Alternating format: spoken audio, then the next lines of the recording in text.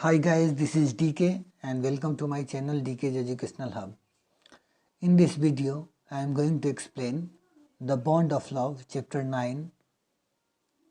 So my dear students, listen to me carefully and understand the story. Can there be love and friendship between human beings and wild animals? क्या मानवों और जंगली जीवों के बीच दोस्ती हो सकती है? Let's read a fascinating account of an orphaned sloth bear that was rescued by the author. एक अनाथ सुस्त एक प्रकार की नस्ल भालू की मज़ेदार कहानी पढ़ते हैं जिसे लेखक के द्वारा बचाया गया था. Sloth bear, Indian beer, jungle jokers inhabit forested areas including the tropical rain forests of India and grasslands at lower elevations. Sloth bears have very saggy hair. Their muzzle is long, much longer than the other 7 bears. Using their claws to dig, they can then use their lips to form a tube which can go deep into the ground or into hard to reach areas like dead trees for their food. Their main food is termites. You can hear them suck up their food from several feet away. Sloth bears, भारतीय बालू, जंगल joker, उष्ण कटिबंधीय भारतीय वर्षा वनों और नीचाई वाले भागों में घास क्षेत्र समेत जंगली क्षेत्रों में वास करते हैं. स्लोथ भालू के बाल बहुत रूखे होते हैं.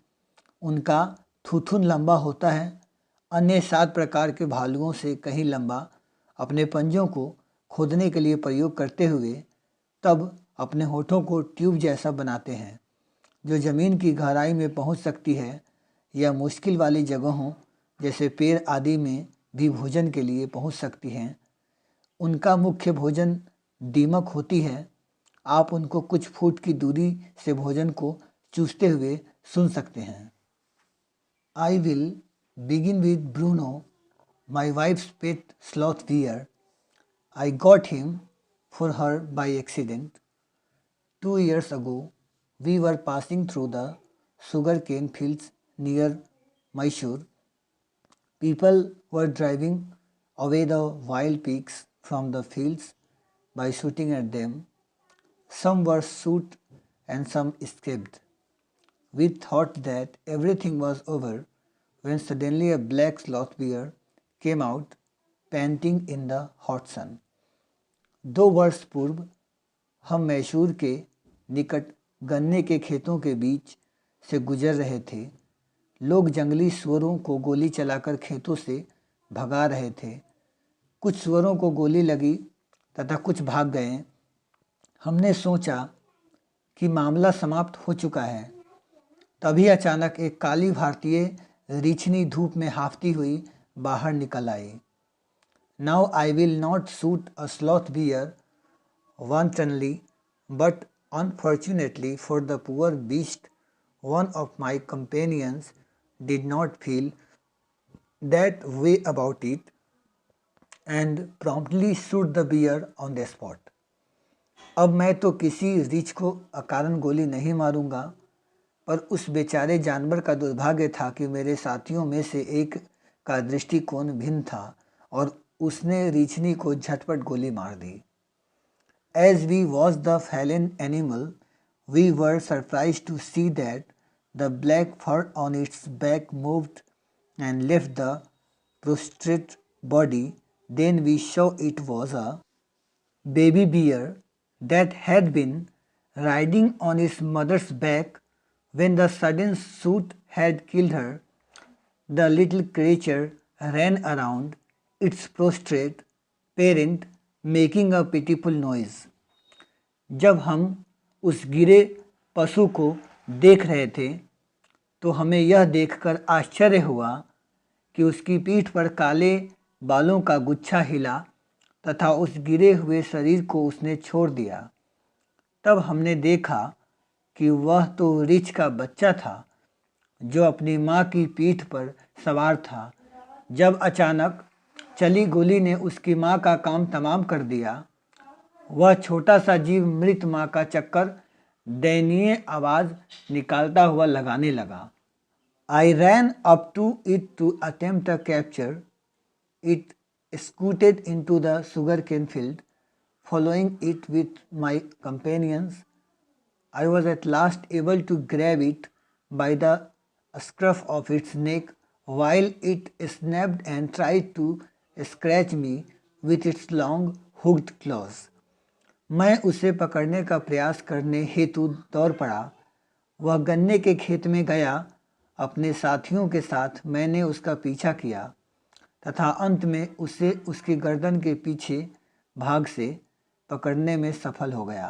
पिछले भाग से उस बच्चे ने काटा भी तथा अपने लंबे मुरे पंजों या नाखूनों से उसने खरोचने की भी चेष्टा की। We put it in one of the gunny bags we had brought, and when I got back to Bangalore, I duly presented it to my wife. She was delighted.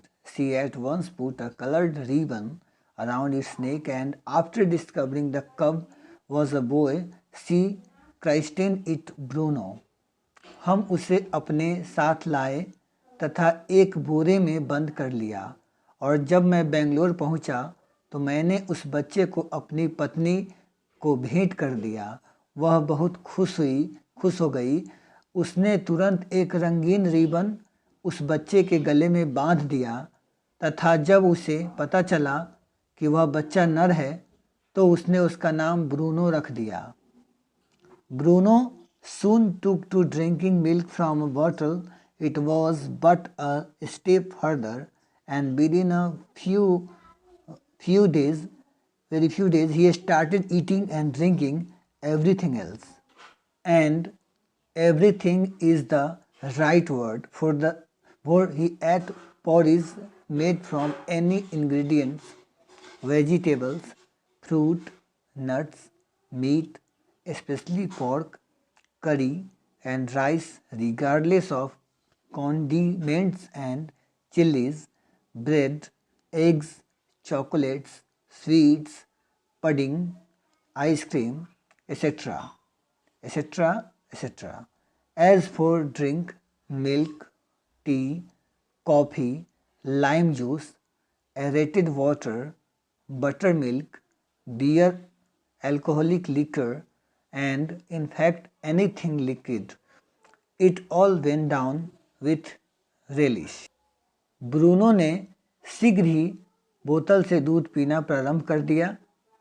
वह एक कदम आगे गया तथा कुछ एक दिनों में ही उसने अन्य सभी चीज़ें खाना तथा पीना शुरू कर दिया, और हर वस्तु ही उपयुक्त शब्द है क्योंकि उसने दलिया, किन्हीं भी चीज़ों से बना सब्जियों, फलों, अखरोटों, मांस, विशेषकर सुअर का गोश्त, कढ़ी चावल आदि से बना खाना शुरू कर दिया। उसे मसालों, मिर्च, रोटी, अंडे, चॉकलेट, मिष्टान, मीठा हलवा, आइसक्रीम से कोई परहेज नहीं था। जहाँ तक पीने की बात थी, वह दूध, चाय, कॉफ़ी, नींबू पानी, सोडा वाटर, छाछ, बियर, मदसार तथा वास्तव में किसी भी तरल पदार्थ को स्वाद से पीने लगा। The beer became very attached to our two Alsatian dogs and to all the children of the tenants living in our bungalow. He was left quite free in his younger days and spent his time in playing, running into the kitchen and going to sleep in our beds. उस रीछ का हमारे दोनों Alsatian कुत्तों के साथ तथा किराएदारों के सभी बच्चों से जो हमारे बंगले में रहते थे लगाव हो गया। अपने बचपन के दौरान उसे मुक्त छोड़ दिया गया था तथा वह अपना समय खेल कूद में, रसोई घर में दौड़कर जाने तथा हमारे बिस्तर पर सोने में बिताने लगा। One day, an accident befell him. I put down poison, barium carbonate, to kill the rats and mice that had got into my library. Bruno entered the library as he often did, and he ate some of the poison. Paralysis set in to the extent that he could not stand on his feet. But he dragged himself on his stumps to my wife, who called me. I guessed what had happened. Off I rushed in the car to the Waite's residence. A case of poisoning, 10 beer barium carbonate, what to do. एक दिन उसके साथ एक हादसा हो गया। मैंने चूहों को जो मेरे पुस्तकालय में घुस आते थे मारने हेतु बेरियम कार्बोनेट विष रख दिया था। ब्रूनो भी पुस्तकालय में आ जाता था और उसने थोड़ा सा विष खा लिया। इस सीमा तक उसे पक्षाघात हो गया कि वह अपनी टांगों पर खड़ा नहीं हो पा रहा था, पर वह अपनी टांगों के ऊपर मोटे भाग के बल घसीटकर मेरी पत्नी के पास पहुंच गया। पत्नी ने मुझे आवाज़ दी। मैंने अनुमान लगा लिया कि क्या दुर्घटना घटी होगी। मैं कार में बैठकर पशुओं के डॉक्टर के पास पहुंचा। विषपान का मामला, पालतू रिच बेरियम कार्बोनेट, क्या किया जा सकता है। Out came his medical books and a feverish reference to index began. What poison did you say, sir? Barium carbonate. Ah, yes, the barium salts. Ah, barium carbonate. Symptoms: paralysis, treatment, injections of. Just a minute, sir. I'll bring my syringe and the medicine. I dashed back to the car. Bruno is still floundering about on his stumps, but clearly weakening rapidly. Some vomiting, heavy breathing with heaving flanks and gaping mouth. Doctor ने अपनी दवा संबंधी पुस्तकें निकाली तथा सूची पत्र को शीघ्रता से देखने लगा। आपने किस विष का जिक्र किया था? Barium carbonate. हाँ, बेरियम कार्बोनेट। लक्षण लकवा, उपचार इंजेक्शन। 1 मिनट ठहरिए, मैं अपनी सुई तथा औषधि ले आता हूँ। मैं भागकर कार में वापस गया। ब्रूनो अभी भी कठिनाई से हिलडुल रहा था, पर स्पष्ट रूप से वह वेग से कमज़ोर पड़ता जा रहा था। कुछ उल्टियाँ भी कर रहा था। सांस लेने में कठिनाई थी। उसके शरीर में बगल का भाग ऊपर नीचे हो रहा था तथा उसका मुंह खुला हुआ था। Hold him. Everybody ingous the hypodermic. Bruno sequels 10 cc of the antidote enters his system without a drop being wasted. 10 minutes later, condition unchanged. Another 10 cc injected. 10 minutes later, breathing less stertorous. Bruno can move his arms and legs a little, although he cannot stand yet. 30 minutes later, Bruno gets up and has a great feed. He looks at us disdainfully, as much as to say, "What's barium carbonate to be a great black bear like me?" Bruno is still eating. उसे पकड़े रखो। सभी लोग हाथ लगाएं। सुई रीछ के शरीर में प्रवेश करती है। ब्रूनो चीख मारता है। विष मारक दवा 10 सीसी उसके शरीर में प्रवेश कर जाती है। एक बूंद भी बाहर नहीं गिरी। 10 मिनट बीत गए। उसकी दशा में कोई सुधार नहीं हुआ। 10 सीसी इंजेक्शन और दिया गया। 10 मिनट पश्चात रीछ की सांस अब कम आवाज़ निकाल रही थी। ब्रूनो अब अपने हाथ पांव कुछ कुछ हिला सकता है, यद्यपि वह अभी खड़ा होने की स्थिति में नहीं था। 30 मिनट पश्चात ब्रूनो उठ खड़ा हो जाता है तथा अपना खाना खाता है। वह हमारी ओर जैसे नफरत से देखता है, मानो कह रहा हो, मेरे जैसे विशाल रीछ को बेरियम कार्बोनेट भला क्या नुकसान पहुंचा सकता है। ब्रूनो अभी भी अपना खाना खा रहा है। Another time, he found nearly 1 gallon of old engine oil, which I had drained from the sump of the Studebaker and was keeping as a weapon against the inroads of termites. He promptly drank the lot, but it had no ill effects whatever. एक अन्य दिन Bruno को 1 gallon engine तेल मिल गया। यह तेल मैंने स्टट baker car के नावदान या टंकी से निकाला था तथा इसमें दीमकों को मारने के लिए रख छोड़ा था।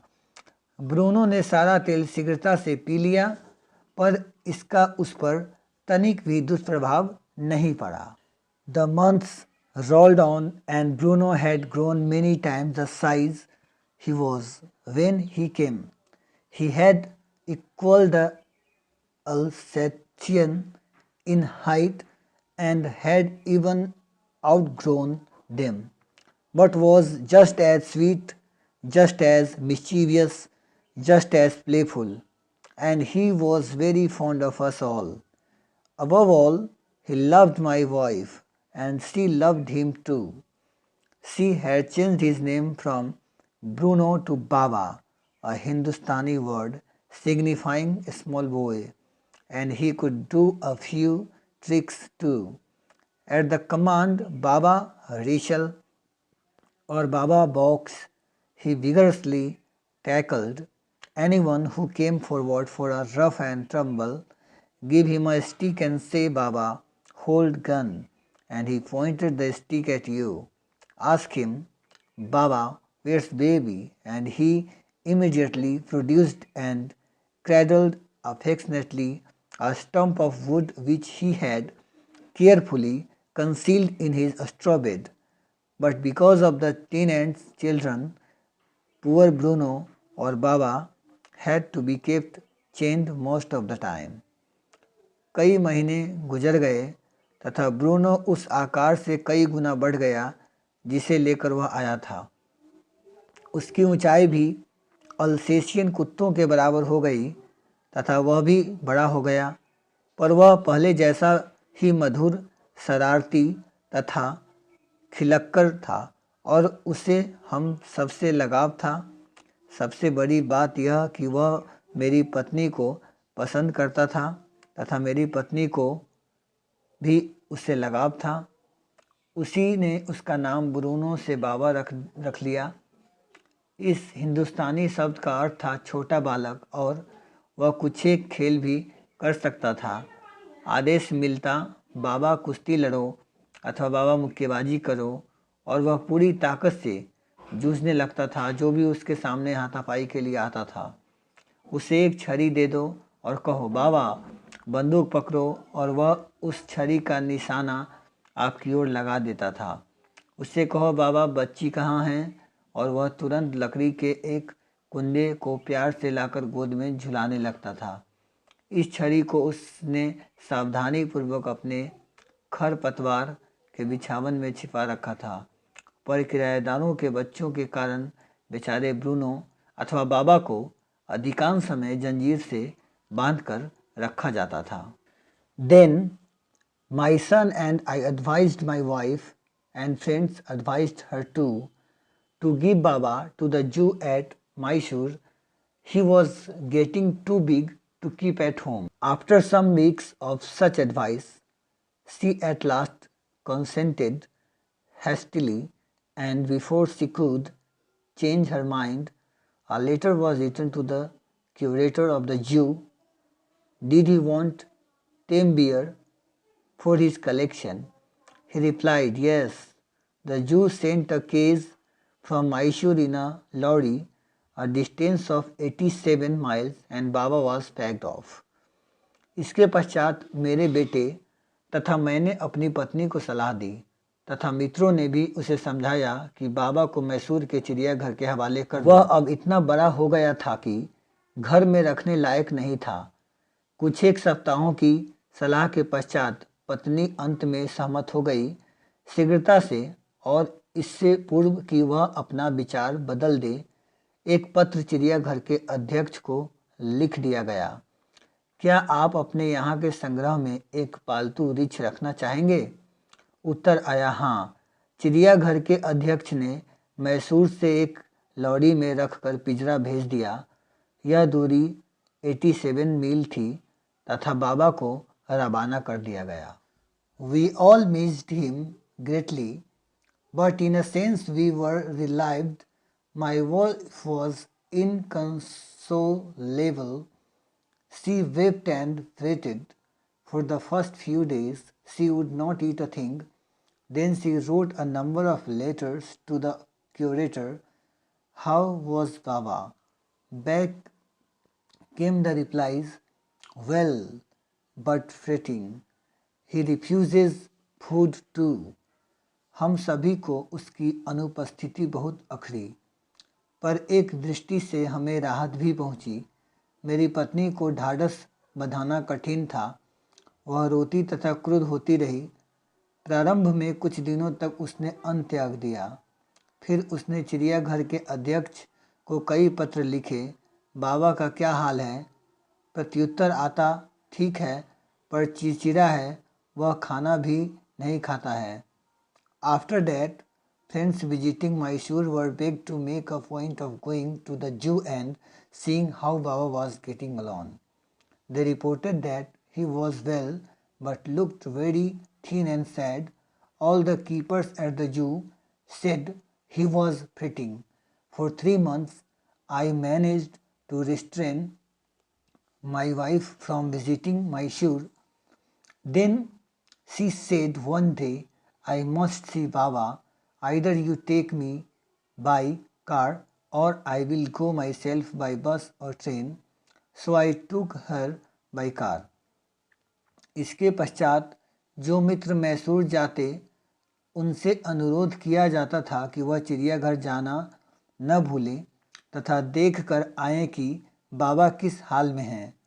उन्होंने लौटकर बताया कि बाबा ठीक है, पर अत्यंत दुबला तथा उदास दिखाई देता है।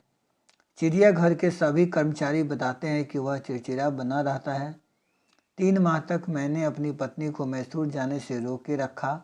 फिर वह एक दिन बोली, मुझे बाबा को देखना है, या तो आप मुझे कार से ले चले अथवा मैं अकेले ही बस से या ट्रेन से चली जाऊंगी। इस कारण मैं उसे कार में ले गया।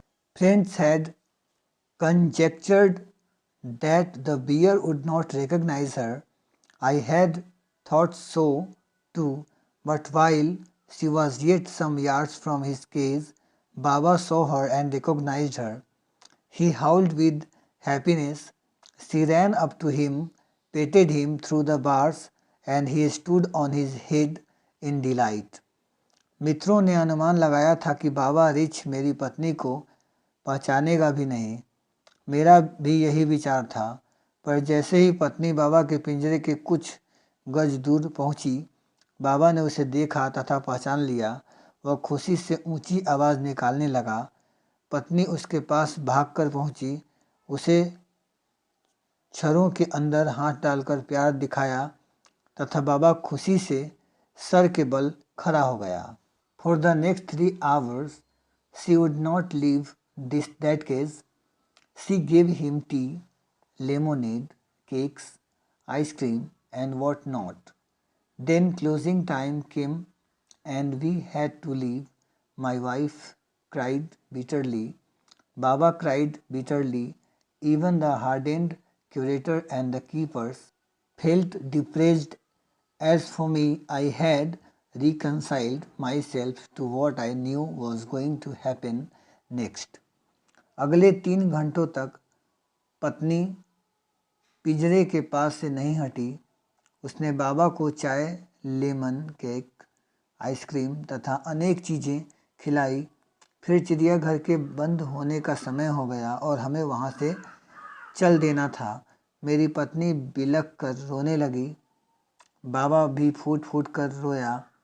कठोर हृदय अध्यक्ष तथा गार्ड भी उदास हो गए। जहाँ तक मेरी बात थी, मैंने तो स्वीकार कर चुका था जो कुछ होने वाला था। Oh please sir, she asked the curator, May I have my Baba back? Hesitantly, he answered, Madam, he belongs to the Jew and is government property now. I cannot give away government property, but if my boss, the superintendent at bungalow, agrees, certainly you may have him back. कृपया पत्नी ने अध्यक्ष को बोला, क्या मैं बाबा को वापस ले जा सकती हूँ? संकोच के साथ अध्यक्ष ने उत्तर दिया, मैडम बाबा तो अब चिड़ियाघर की संपत्ति है तथा सरकार की भी। मैं सरकारी संपत्ति किसी को भी नहीं दे सकता। वह यदि मेरा बॉस चिड़ियाघर का बेंगलोर स्थित सुपरिटेंडेंट सहमत हो जाता है तो अवश्य ही आप इसे वापस ले जा सकती हैं। There followed the return journey to Bangalore and a visit to the superintendent's bungalow. A tearful, pleading Baba and I are both fretting for each other. Will you please give him back to me? He was a kind-hearted man and consented. Not only that, but he wrote to the curator telling him to lend us a cage for transporting the bear to Bangalore. Bangalore के लिए हमारी वापसी यात्रा शुरू हो गई तथा हम सुपरिटेंडेंट के बंगले पर पहुँचे।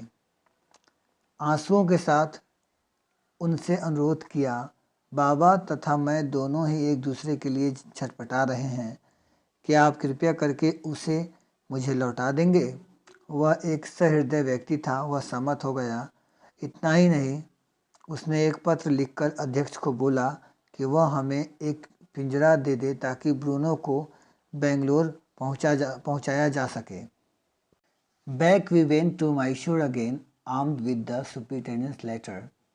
Baba was driven into a small cage and hoisted on top of the car. The cage was tied securely and a slow and careful return journey to Bangalore was accomplished. हम वापस मैसूर गए। हमारे पास superintendent का पत्र था। बाबा को एक छोटे से पिंजरे में रखा गया तथा उसे कार के ऊपर रख दिया गया। पिंजरे को मजबूती से बांध दिया गया। हमने बेंगलोर के लिए मंद गति और सावधानी पूर्वक यात्रा तय की। Once home, a squad of coolies were engaged for a special work in our compound. An island was made for Baba. It was 20 feet long and 15 feet wide and was surrounded by a dry pit or moat 6 feet wide and 7 feet deep. A wooden box that once housed fowls was brought and put on the island for Baba to sleep in at night. A straw was placed inside to keep him warm and his baby. The gnarled a stump along with his gun, the piece of bamboo, both of which had been sentimentally preserved, since he had been sent away to the Jew, were put back for him to play with. घर पहुंचने पर कुलियों के एक छोटे से दल को हमारे बारे में विशेष काम के लिए रखा गया। बाबा के लिए एक टापू बनाया गया। यह 20 फुट लंबा तथा 15 फुट चौड़ा था तथा इसके चारों ओर एक सूखा गड्ढा अथवा खाई 6 फुट चौड़ी तथा 7 फुट गहरी बनाई गई। एक लकड़ी का डब्बा जिसमें कभी मुर्गियां आदि रखी जाती थी लाया गया तथा उसे टापू पर बाबा के रात को सोने के लिए रखा गया। उसके अंदर बाबा को गर्म रखने हेतु पुआल बिछा दिया गया तथा साथ ही बाबा की बेबी, ऐंठा हुआ छोटा मोटा डंडा, उसकी बंदूक जो बांस का टुकड़ा था, दोनों को टापू पर बाबा के खेलने के लिए रख दिया गया। इन्हें भावुकतावश बाबा के चिड़ियाघर चले जाने के पश्चात संभाल कर रख रखा था। In a few days, the coolies hoisted the cage onto the island and Baba was released. He was delighted. Standing on his hind legs, he pointed his gun and cradled his baby. My wife spent hours sitting on a chair there while he sat on her lap. He was 15 months old and pretty heavy too. कुछ दिनों बाद मजदूरों ने पिंजरे को टापू पर पहुंचा दिया तथा बाबा को मुक्त कर दिया गया। वह खुश हो गया। अपनी पीछी टांगों पर खड़े होकर उसने अपना बंदूक से निशाना साधा तथा अपने बेबी को हाथों के हिंडोलों में हिलाया। मेरी पत्नी वहाँ कुर्सी पर घंटों बैठी रहती जबकि बाबा उसकी गोद में बैठा रहता था। वह अब 15 माह का हो गया था तथा काफ़ी वजनी भी हो गया था। The way my wife reaches the island and leaves it is interesting. I have tied a rope to the overhanging branch of a mango tree with a loop at its end. Putting one foot in the loop, she kicks off with the other to bridge the 6-foot gap that continues the width of the surrounding pit. The return journey is made the same way, but who can say now that a sloth bear has no sense of affection, no memory, and no individual characteristics? जिस तरीके से मेरी पत्नी उस टापू पर आती जाती थी वह रोचक है। मैंने एक आम के वृक्ष की ऊपर से लटकी शाखा से एक रस्सा बांध दिया था। इसके छोर पर एक फंदा बना हुआ था। अपना एक पैर फंदे में रखकर वह दूसरे पैर से झटका मारती है। इस प्रकार वह 6 फुट की दूरी तय करती है। यह चारों ओर बनी खाई की चौड़ाई है। पत्नी की वापसी यात्रा भी इसी प्रकार संपन्न होती है। पर अब भला कौन कह सकता है कि रिच के मन में कोई स्नेह, कोई स्मृति और कोई व्यक्ति गुण नहीं होते।